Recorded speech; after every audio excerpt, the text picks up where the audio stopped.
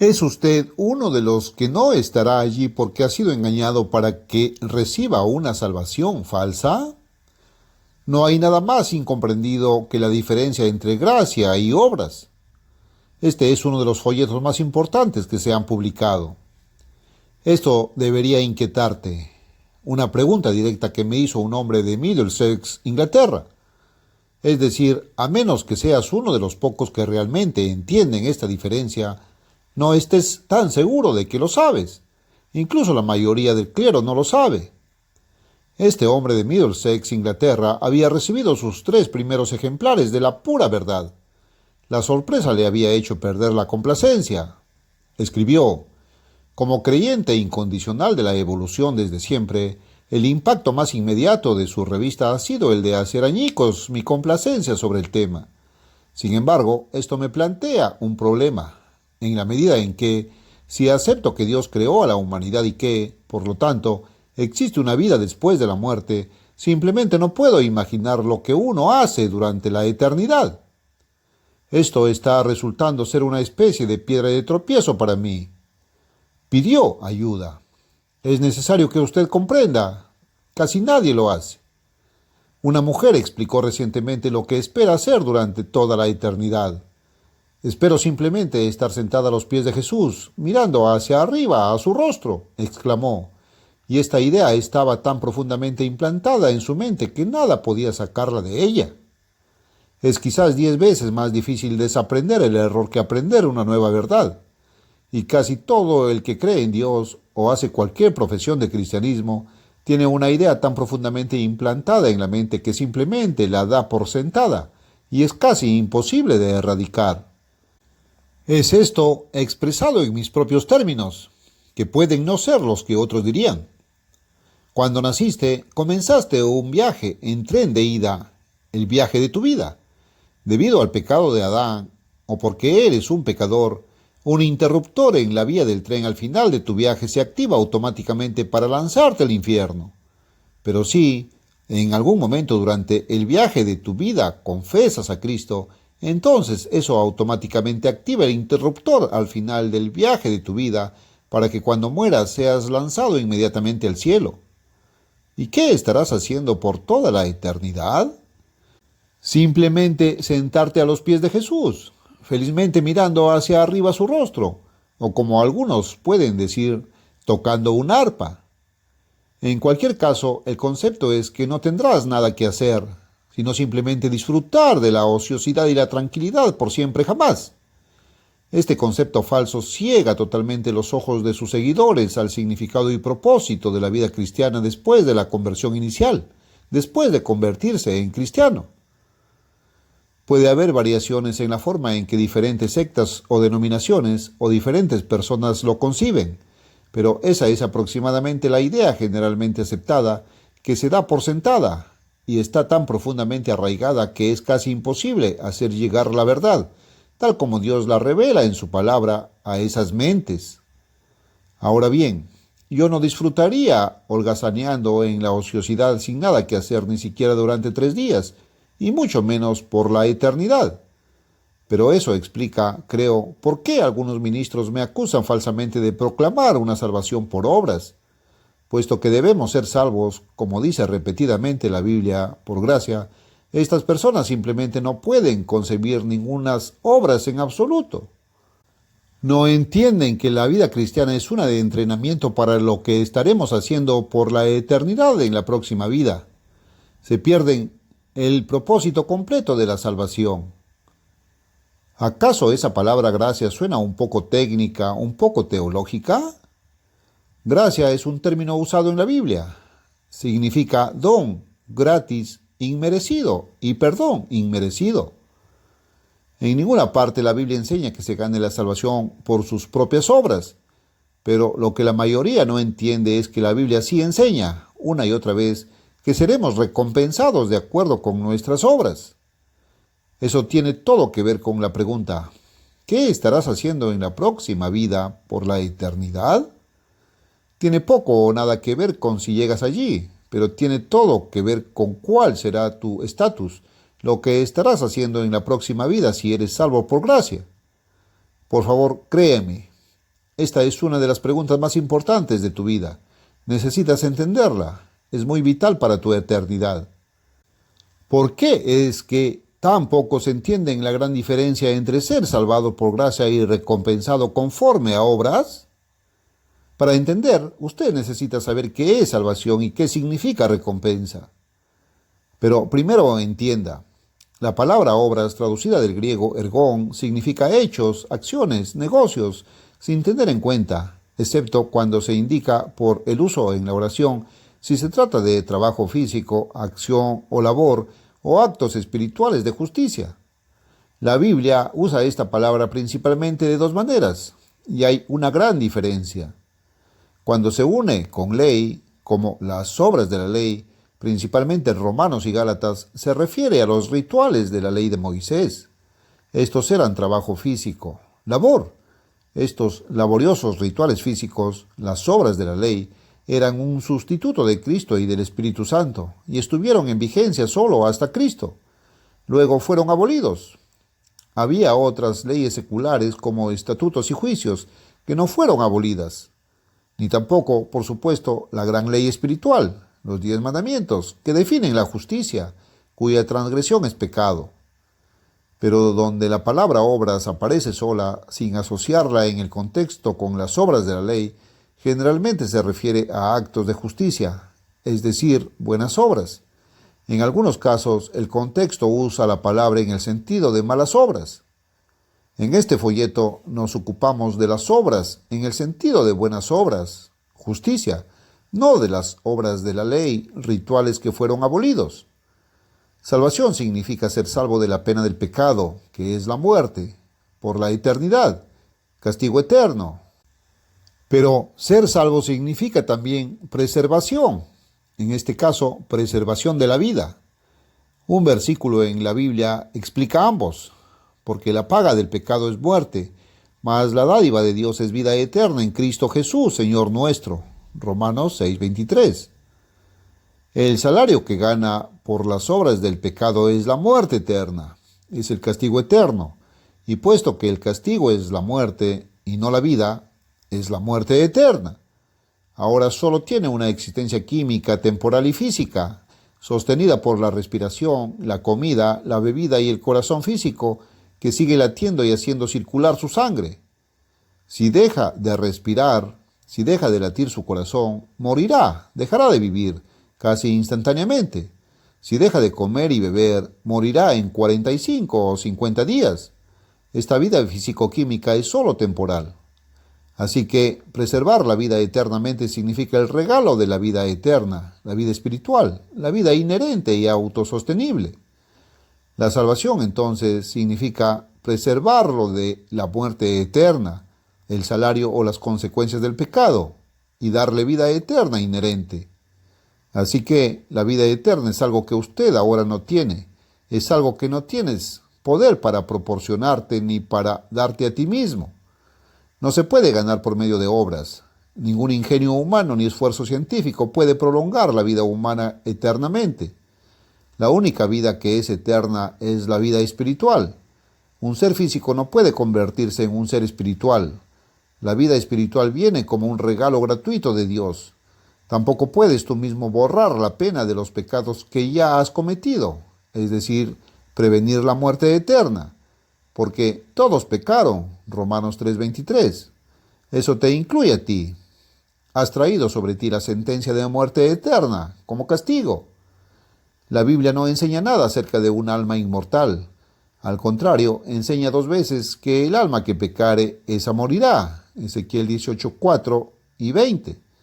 Jesús dijo que el alma puede ser destruida en el fuego de la gehenna. Mateo 10:28. Lo que tus propias obras han ganado para ti es la paga de la muerte eterna. Ya ves, todos tenemos obras, ya sean buenas o malas, y tus malas obras han ganado el salario de la muerte eterna.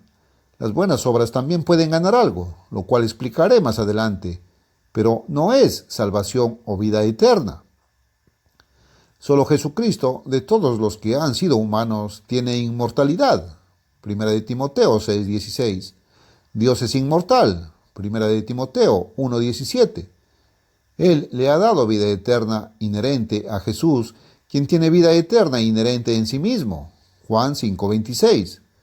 Podemos recibirla como regalo de Dios a través de Jesucristo. Romanos 6:23. Dios tiene vida eterna inherente. Él la tiene para dar. Tú no la tienes.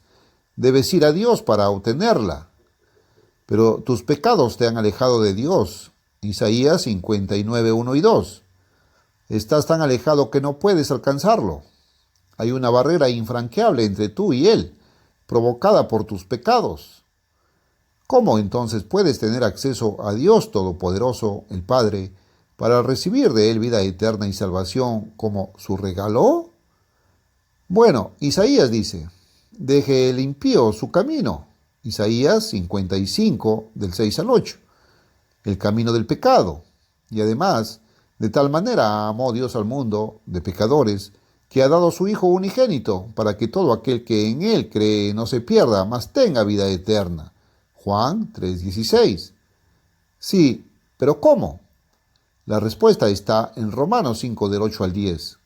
Mas Dios muestra su amor para con nosotros, en que siendo aún pecadores, Cristo murió por nosotros. Pues mucho más, estando ahora justificados en su sangre, ¿entiendes esto? Siendo ahora justificados. ¿Cómo? ¿Por obras? No, por la muerte de Cristo, por su sangre. Él derramó su sangre y murió. Él pagó la pena de muerte por ti, en tu lugar. Así que, si usted se arrepiente de pecar, es decir, si se da la vuelta y va por el otro camino, si abandona su camino, el camino contrario a la ley de Dios, y se vuelve al camino de Dios, el camino de su ley, si se ha arrepentido de pecar y ha aceptado a Jesucristo como su Salvador personal, aceptó su muerte como pago completo por sus pecados, lo aceptó como Salvador personal no solo de la pena de los pecados pasados, sino como Salvador viviente para salvarlo de pecar, ahora y en el futuro, entonces ahora se le perdona la culpa pasada, ahora está justificado de su pasado culpable. Pero justificado se refiere al pasado culpable, no al futuro. Así que continúe con esta escritura, pues mucho más, estando ya justificados en su sangre, por él seremos salvos de la ira. Observe que ser salvo todavía está en el futuro. Ahora somos justificados por la gracia de Dios, por la muerte de Jesús, y seremos en el futuro salvos. Pero continúe, versículo 10 de Romanos 5. Porque si siendo enemigos fuimos reconciliados con Dios por la muerte de su Hijo, aquí, como puede ver, ser justificado por la muerte de Cristo es también ser reconciliado con Dios por su muerte.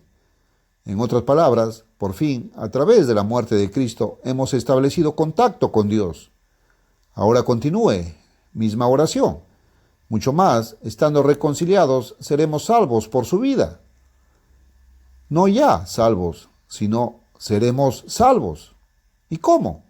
¿Salvos por la sangre de Cristo? ¿Por su muerte? No, por su vida. Somos justificados de la culpa pasada que nos había cortado el acceso a Dios por la muerte de Cristo. Pero seremos en el futuro salvos por su vida. Él resucitó de entre los muertos. Él es un Cristo viviente. No salvos por tus obras, salvos por la vida de Cristo, después de haber sido perdonados de tus pecados y reconciliados con Dios por la muerte de Cristo.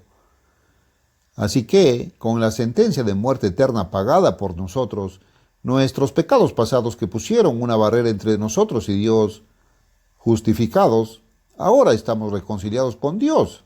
Se nos da acceso.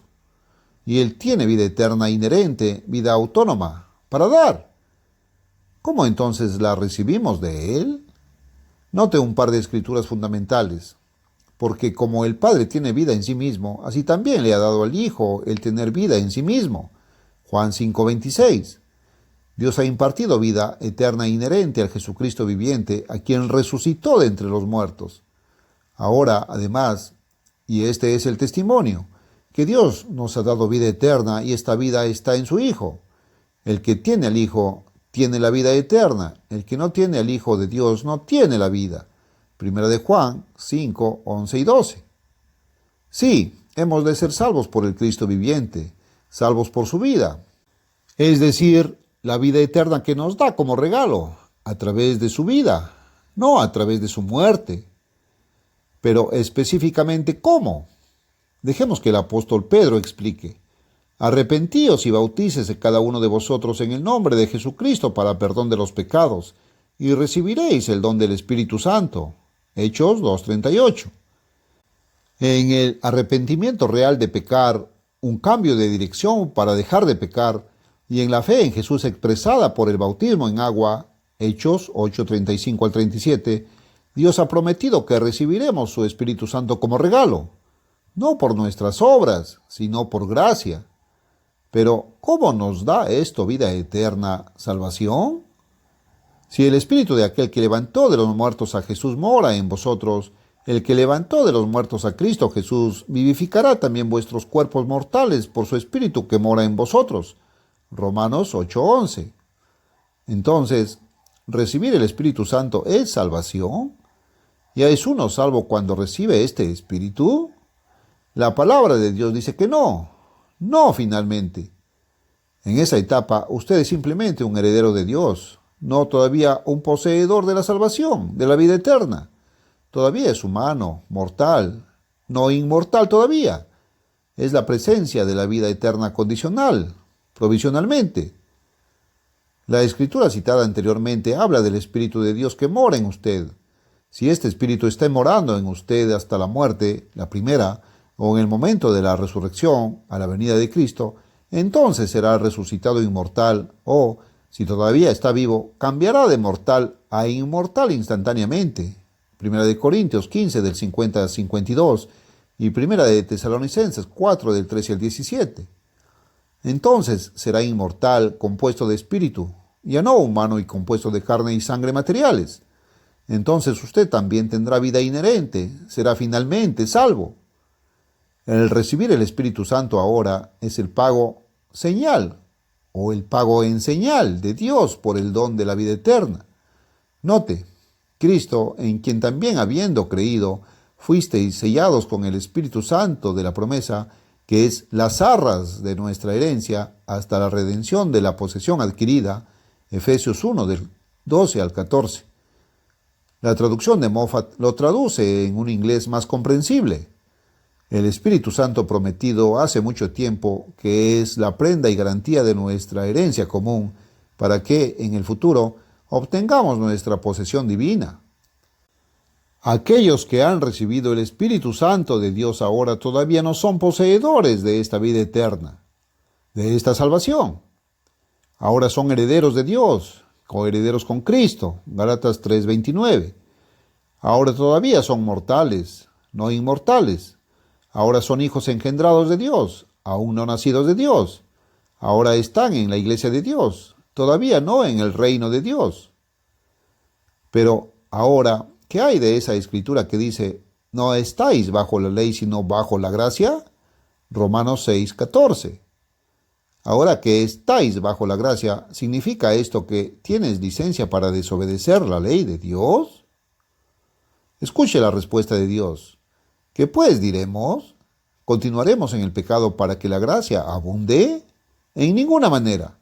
Los que hemos muerto al pecado, ¿cómo viviremos aún en él? Romanos 6, 1 y 2. Más adelante, el versículo 12. No reine, pues, el pecado, la transgresión de la ley de Dios, en vuestro cuerpo mortal, de modo que lo obedezcáis en sus concupiscencias. Una vez más, el versículo 14. Porque el pecado, la transgresión de la ley, no se enseñoreará de vosotros, pues no estáis bajo la ley, sino bajo la gracia. Las siguientes palabras muestran claramente que esto no significa que usted es libre de quebrantar la ley de Dios, de desobedecer a Dios. ¿Qué pues? ¿Pecaremos? ¿Quebrantaremos la ley porque no estamos bajo la ley, sino bajo la gracia? En ninguna manera. ¿No sabéis que si os sometéis a alguien como esclavos para obedecerle, sois esclavos de aquel a quien obedecéis, sea del pecado para muerte o sea de la obediencia para justicia? La gracia no significa licencia para pecar, y la definición bíblica del pecado es: el pecado es infracción de la ley. Primera de Juan 3:4. Usted estaba bajo la ley, cuando la ley estaba sobre usted, exigiendo su castigo. Cuando Cristo pagó el castigo y satisfizo las exigencias de la ley, usted ya no está bajo la ley, sino bajo la gracia. Son los falsos profetas de nuestros días quienes tratan de engañarlo para que crea que la gracia significa permiso para quebrantar la ley de Dios. Estamos siendo salvados del pecado, ahora y en el futuro, así como de los pecados pasados. Cristo vino a salvarnos del pecado, no a salvarnos en el pecado. Te he estado mostrando paso a paso el camino de la salvación. ¿Dónde estás ahora? Has sido reconciliado con Dios. Tu pasado ha sido perdonado y has recibido el Espíritu Santo de Dios. Pero, ¿por qué? El Espíritu de Dios, en primer lugar, es su propia vida inyectada en ti, el engendramiento de la vida eterna. Ahora eres un heredero de Dios, un coheredero con Cristo. Todavía no un poseedor. El Espíritu Santo también inyecta en ti las características de Dios. Las primeras de ellas es el amor, no el amor carnal o humano, sino el amor divino, el amor de Dios. ¿Y por qué? Para guardar la ley de Dios. Por eso, ¿cómo se cumple la ley de Dios? El amor es el cumplimiento de la ley, Romanos 13:10. Pero el amor humano carnal no puede cumplirlo. ¿Por qué? Porque la ley de Dios es una ley espiritual, Romanos 7:14. Solo se puede cumplir con un amor espiritual, que es el don de Dios. Es el amor de Dios derramado en nuestros corazones por el Espíritu Santo, Romanos 5:5. Y de nuevo, Dios da su Espíritu Santo solo a los que le obedecen, Romanos 5:32. También se requiere fe para guardar los mandamientos de Dios, y tu fe no es lo suficientemente fuerte. Se requiere la fe de Cristo, la misma fe que Él ejerció y por la que vivió durante su vida humana. Dios también te da esta misma fe por el Espíritu Santo. El Espíritu de Dios también te imparte comprensión espiritual, poder para entender la verdad espiritual, sabiduría, paciencia y poder espiritual. Todo esto te lo imparte Dios por el Espíritu Santo, como su don. Pero te lo da para vivir por ello, para usarlo, a fin de crecer espiritualmente en conocimiento y gracia y para vencer. He tratado de dejar en claro que no podemos ganar la salvación por obras. Sin embargo, todos producen obras, ya sean buenas o malas. Tus obras malas, la desobediencia a los mandamientos, te ganarán la pena de muerte. ¿Pero qué sucede con las buenas obras? ¿Ganan algo? De verdad que sí. ¿Se requieren buenas obras? De verdad que sí. Pero entonces, ¿qué ganan? No ganan la salvación, no ganan la vida eterna, no te harán entrar en el reino de Dios. Bueno, entonces, ¿qué ganan? Ese es el punto de este folleto. No eres justificado por obras, ni salvado por obras, sino que debes ser juzgado por tus obras y recompensado de acuerdo con tus obras. Esta cosa llamada obras, es decir, acciones, buenas o malas, no puede ponerte en el reino de los inmortales de Dios. Entras por gracia, pero una vez dentro, tus obras, durante esta vida presente, durante tu vida cristiana después de ser convertido y recibir el Espíritu Santo de Dios, sí determinan qué oficio, posición, rango o grado de gloria tendrás. Esto es lo que casi nadie parece haber entendido. Primero, note lo que dijo Jesús después de su resurrección, inspirado después del año 90 después de Cristo.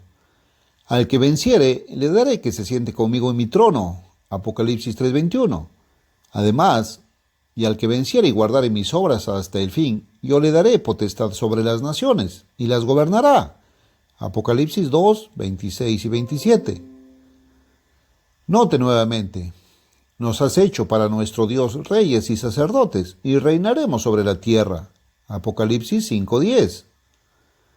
Fíjese en lo que se dice de aquellos en la primera resurrección, en la venida de Cristo, y vivieron y reinaron con Cristo 1000 años. Bienaventurado y santo el que tiene parte en la primera resurrección.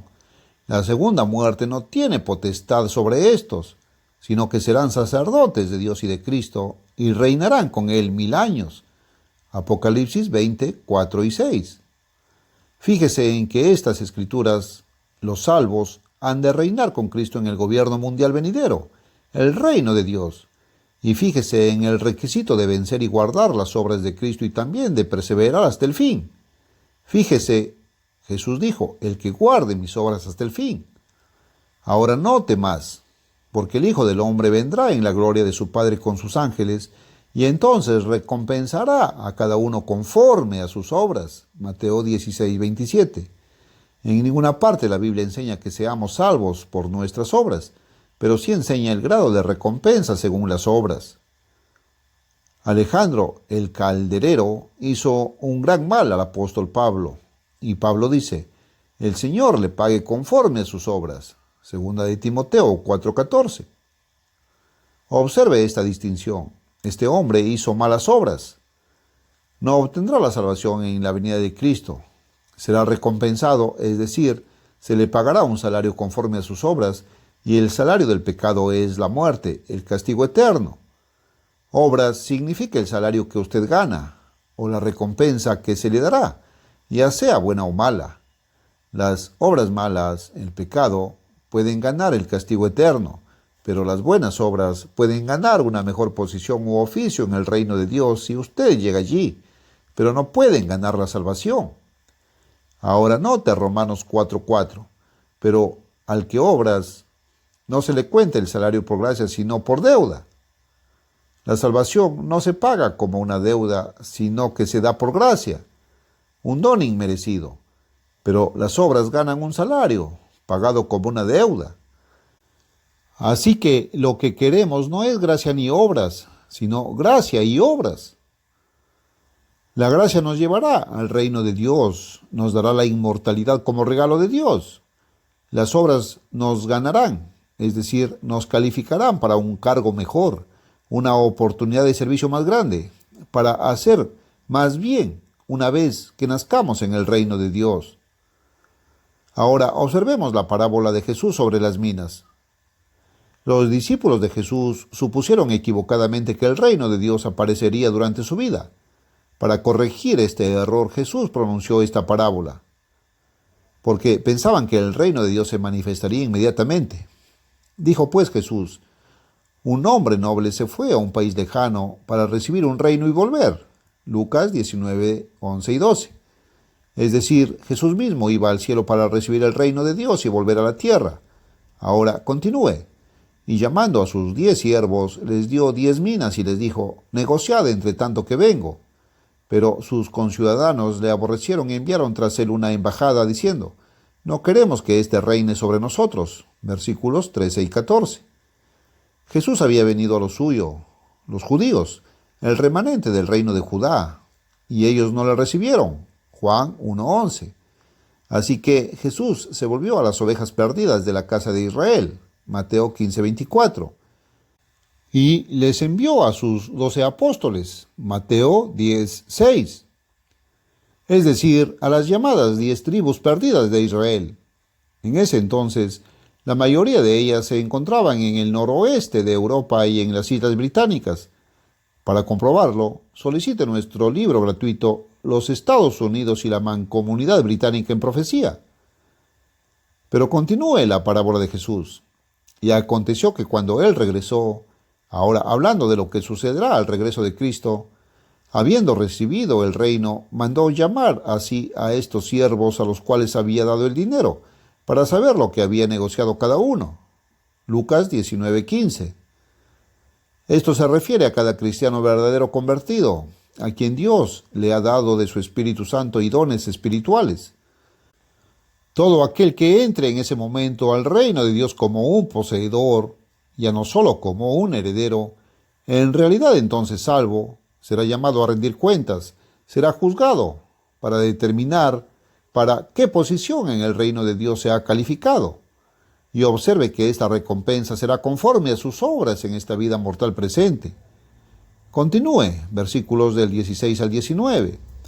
Vino el primero diciendo, Señor, tu mina ha ganado 10 minas.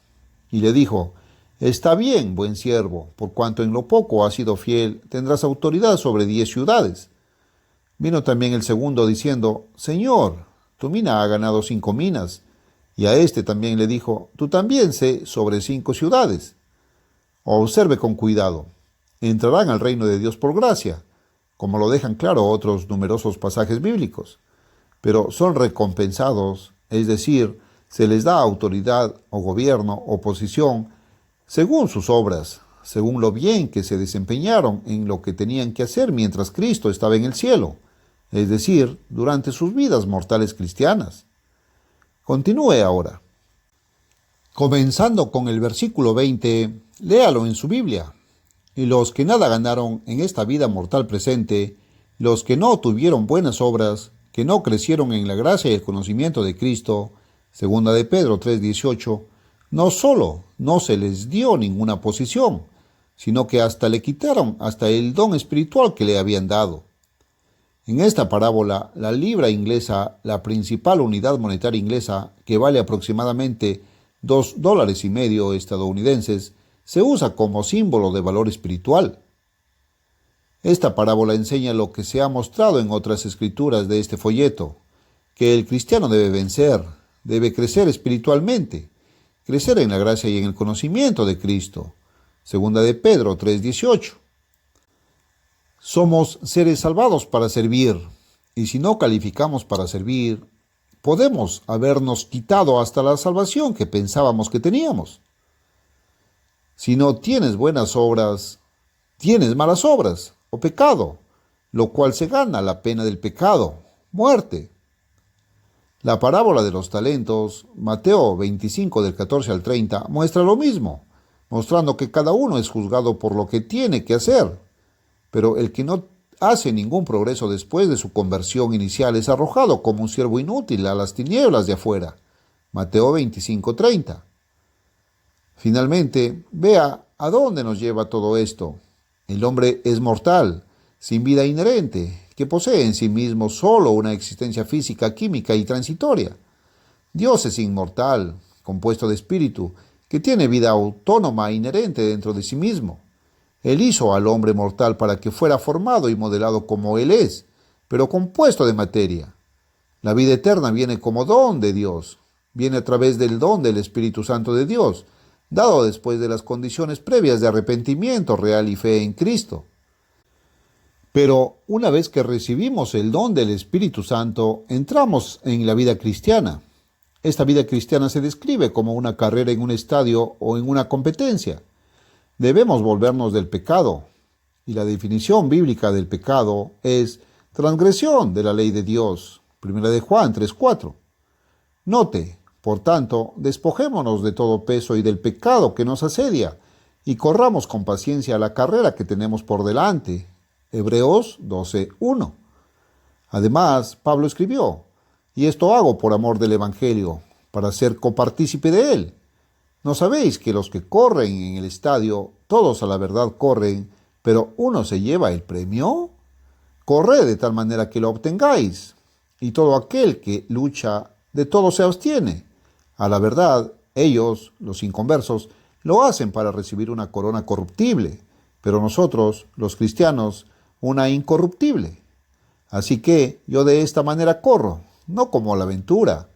De esta manera lucho, no sea que, habiendo sido el heraldo para otros, yo mismo venga a ser eliminado. 1 Corintios 9, del 23 al 27. Debemos esforzarnos por vencer. Debemos luchar contra la tentación y el pecado. Jesús describió la vida cristiana como un camino duro, lleno de baches y difícil, no como el camino fácil que lleva a la destrucción. Por lo tanto, la salvación, es decir, nacer en el reino de Dios, no depende solamente de recibir una vez el Espíritu Santo, sino de ser guiados por el Espíritu de Dios a través de la vida. Romanos 8:14. Y de que el Espíritu de Dios more en nosotros al final de la carrera de la vida, es decir, en el momento de la muerte o de la venida de Cristo, lo que ocurra primero. El Espíritu Santo de Dios que nos impregna se recibe por gracia, como don de Dios, no como una deuda o compensación ganada, no por obras. Pero una vez que recibimos el Espíritu Santo, no permanece embotellado, no se estanca, no es estático, fluye en interés extrovertido, amor hacia el prójimo y en adoración, reverencia y obediencia a Dios. Fluye hacia nosotros desde Dios. Podemos amar a Dios solo porque Él nos amó primero. Nuestro amor hacia Dios es solo una retribución del amor que Él nos da.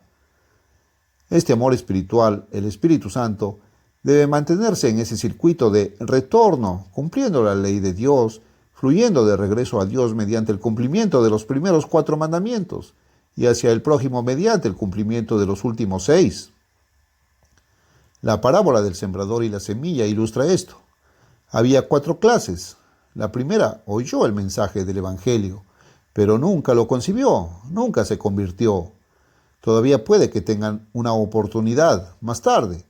Una segunda clase se convirtió con gran gozo, pero simplemente no tenía profundidad espiritual de carácter y aguantó solo por un tiempo, pero cedió a las tentaciones hasta que cayó, es decir, continuamente hasta que dejó de tratar.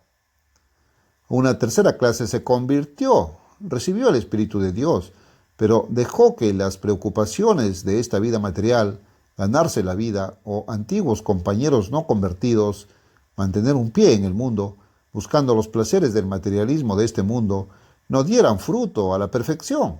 Así que ellos perdieron. Debes producir fruto, hacer progreso espiritual, desarrollar carácter espiritual. En otras palabras, buenas obras. Demasiados hoy están predicando una salvación falsa de ningunas obras. Tus obras no te convertirán, no te harán ganar el Espíritu de Dios, no te harán ganar la salvación, pero lo he dejado claro en este folleto. Pero la falta de buenas obras puede hacer que te pierdas si persistes en ellas. La cuarta clase de la parábola son aquellos que con corazón bueno y honesto, habiendo oído la palabra, la guardan y dan fruto con paciencia. Lucas 8:15. En el relato de Mateo de esta misma parábola, aquellos que finalmente fueron salvos, perseverando hasta el final de la carrera de la vida, dieron fruto. Algunos 30, algunos 60, algunos 100. Todos estos fueron salvos. Todos estos van al reino de Dios. Pero aquellos que dan 100 veces más durante sus vidas cristianas recibirán una recompensa más alta o posición en el reino que aquellos que producen solo 30 veces más. La salvación viene como un regalo gratuito de Dios, por gracia. Pero el grado del cargo, una vez en el reino, una vez hecho inmortal, el rango, la posición, el grado de gloria, eso es para lo que debes calificar, por los frutos que das en esta vida. Tu grado de recompensa será de acuerdo a tus obras. Esa es la enseñanza de Dios. La salvación, repito una y otra vez, es el regalo gratuito de Dios, no algo que se puede ganar. Pero una vez que usted ha recibido el Espíritu Santo de Dios, por gracia, ese Espíritu en usted debe producir fruto. La Biblia lo explica de nuevo de esta manera. Jesús dice que Él es la vid, nosotros somos los pámpanos. Juan 15:1-5. Aquí somos comparados a una vid y sus pámpanos. Los pámpanos no se unieron a la vid principal por sus propios esfuerzos. No nos unimos a Cristo recibiendo su Espíritu Santo por nuestras obras, sino que fue su obra, su don, vino por gracia. Pero una vez unidos, con la savia fluyendo de la vid hacia el pámpano, una imagen del Espíritu Santo de Dios fluyendo de Él hacia nosotros, debemos producir fruto. Si no lo hacemos, entonces, ¿qué? Observe toda esta imagen en Juan 15. Dios el Padre es el labrador, el viñador, el jardinero principal, que poda los pámpanos. Ahora note el versículo 2. Todo pámpano que en mí no lleva fruto, lo quitará. Si, una vez que hemos recibido el Espíritu Santo, no producimos fruto espiritual, seremos separados de Cristo. Y versículo 6, seremos arrojados al fuego y quemados, refiriéndose a la gehenna final o al fuego del infierno. El Espíritu Santo nos es dado, no lo merecemos ni lo ganamos, pero nos es dado para producir fruto. ¿Cómo? Jesús describió al Espíritu Santo, Juan 7 del 37 al 39, como ríos de agua viva que fluyen de Él hacia nosotros y salen de nosotros. ¿Cómo fluirá de nosotros? Un río fluye por el lecho de un río. El hecho espiritual por el que fluye el Espíritu de Dios es la ley de Dios. Esta agua viva del Espíritu de Dios es el amor que cumple la ley. Los frutos, entonces, son simplemente el camino de la justicia. Guardar la ley de Dios. Debemos ser hacedores de la ley, no solamente oidores, porque no son los oidores de la ley los justos ante Dios, sino los hacedores de la ley serán justificados. Romanos 2:13. Este hacer produce fruto, desarrolla el carácter, nos capacita para una posición más glorificada en el reino de Dios. Alguien objetará vehementemente, ¿esos son obras? No, es justicia, pero no es nuestra justicia. El Espíritu de Dios nos da la fe que hace posible la obediencia. Esta es la fe que salva, es el don de Dios. Y el amor que cumple la ley de Dios es su amor, fluyendo dentro y fuera de nosotros. No nuestro amor. No es justicia propia, es la justicia de Dios, dada a nosotros. Otro pasaje de la Escritura debería completar el cuadro. Está en el 3 capítulo de 1 de Corintios de la versión estándar revisada. Notemos cuidadosamente. Algunos de estos gentiles convertidos en Corinto querían ser seguidores de Pablo, otros de Pedro, otros de Apolos. Pablo les estaba señalando a Cristo y mostrando la nada humana que él y Apolos eran. ¿Qué es, pues, Apolos? Preguntó, versículo 5. ¿Qué es Pablo? Y él respondió, servidores por medio de los cuales ustedes creyeron, según el Señor les asignó a cada uno. Yo planté, Apolos regó, pero Dios ha dado el crecimiento. Pablo les estaba mostrando que él y Apolos, simples humanos, no eran nada comparados con Dios. El crecimiento espiritual, el fruto que se produce, las obras, vino a través del Espíritu Santo de Dios.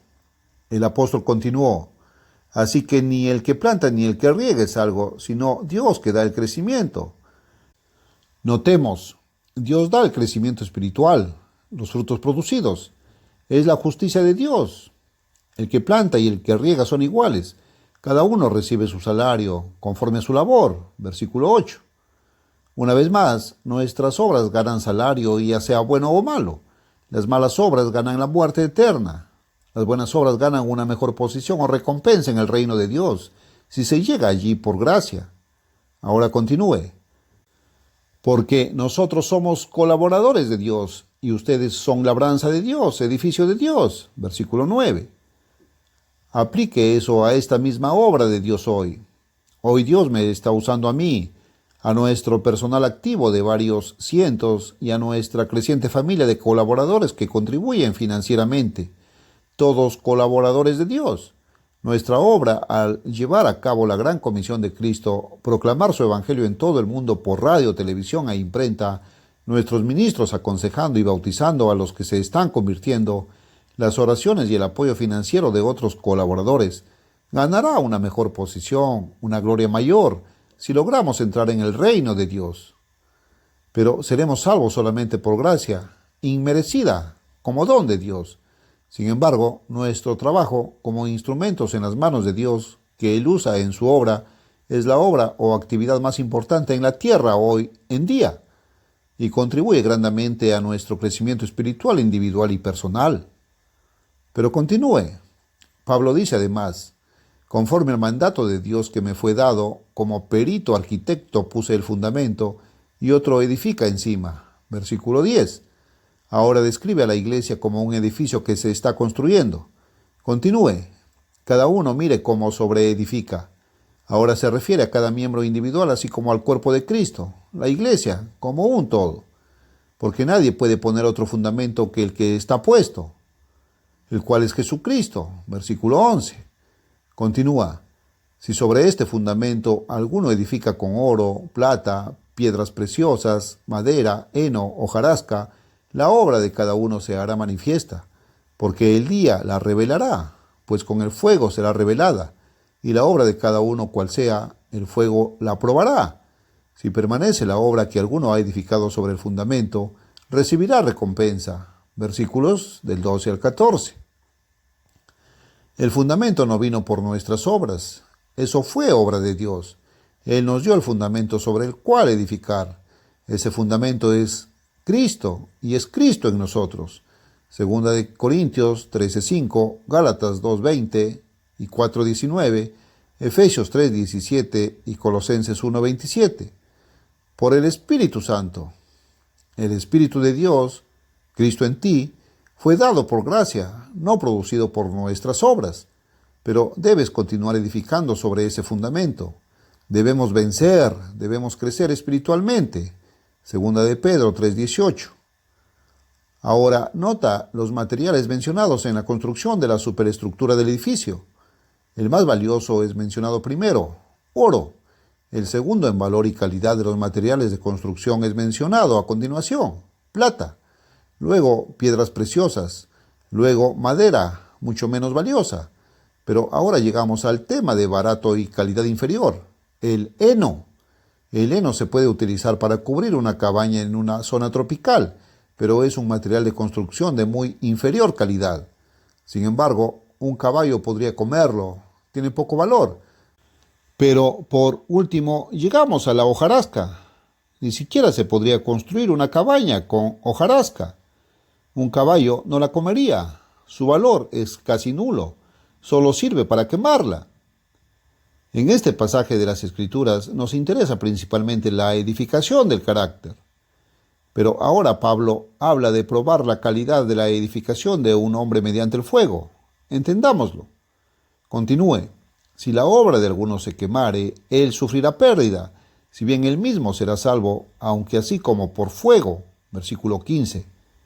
¿Qué es ese fuego? Para entender esto, necesitamos acudir al tercer capítulo de Malaquías. Habla de Cristo como el mensajero del nuevo pacto, que viene repentinamente a su templo. Esto, como tantas profecías, tiene una aplicación dual. Se refiere solo típicamente a la primera venida de Cristo, principalmente a su segunda venida. Y vendrá súbitamente a su templo el Señor a quien vosotros buscáis, y el ángel del pacto. ¿Quién podrá soportar el tiempo de su venida? ¿Y quién podrá mantenerse en pie cuando Él se manifieste? Porque Él es como fuego purificador y como jabón de lavadores. Se sentará para afinar y limpiar la plata, limpiará a los hijos de Leví, los afinará como a oro y como a plata, y ofrecerán al Eterno ofrenda en justicia. Malaquías 3 del 1 al 3. Claramente, esto está hablando de la segunda venida de Cristo como Rey de Reyes para establecer el gobierno mundial sobre todas las naciones. Entonces, nosotros, los que hemos recibido la gracia de Dios, en quien está el Espíritu Santo, entonces hechos inmortales, nos presentaremos ante Él para el juicio en cuanto a qué recompensa o posición hemos calificado. Cristo mismo es ese fuego refinador que quemará la escoria. Pero el oro puro, la plata o las piedras preciosas que hemos construido sobre el fundamento de Cristo se manifestará entonces, se manifestará a través de la prueba, pero el heno y la paja se quemarán. Nuevamente, de aquellos que, por gracia, reciben salvación y nacen inmortalmente en el reino de Dios cuando Cristo aparezca, Cristo dice que Él los llevará por el fuego y los refinará como se refina la plata y los probará como se prueba el oro. Invocarán mi nombre y yo los oiré y diré, pueblo mío, y ellos dirán, el Eterno es mi Dios. Zacarías 13:9. Ahora volvamos a 1 de Corintios 3 del 13 al 15. Ahora debería estar claro. Esto está hablando de hijos engendrados de Dios que han recibido el Espíritu Santo de Dios, es decir, Cristo en ellos, en espíritu, como el fundamento. Algunas personas, una vez convertidas y recibiendo el Espíritu de Dios, comienzan a vivir por cada palabra de la Biblia, como Jesús dijo que debemos hacerlo. Lucas 4:4. Han puesto su corazón en la obra de Dios para nuestro tiempo. Han orado por ella diariamente. Oramos por la guía y protección de Dios para aquellos de nosotros que estamos activos en ello y contribuimos generosa y alegremente con dinero. Ellos han buscado y encontrado los verdaderos valores de la vida. Se han esforzado por vencer. Han estudiado para conocer el camino de Dios, para mostrarse aprobados ante Dios. Se han mantenido cerca de Dios mediante el estudio diario de la Biblia y la oración. Han construido un carácter justo, espiritual y genial.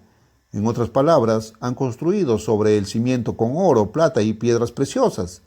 Estos han sobrevivido a la prueba, pasaron por el fuego, Estos son los que dieron fruto, cuya mina ganó 10 minas, a quienes se les dará autoridad sobre mucho.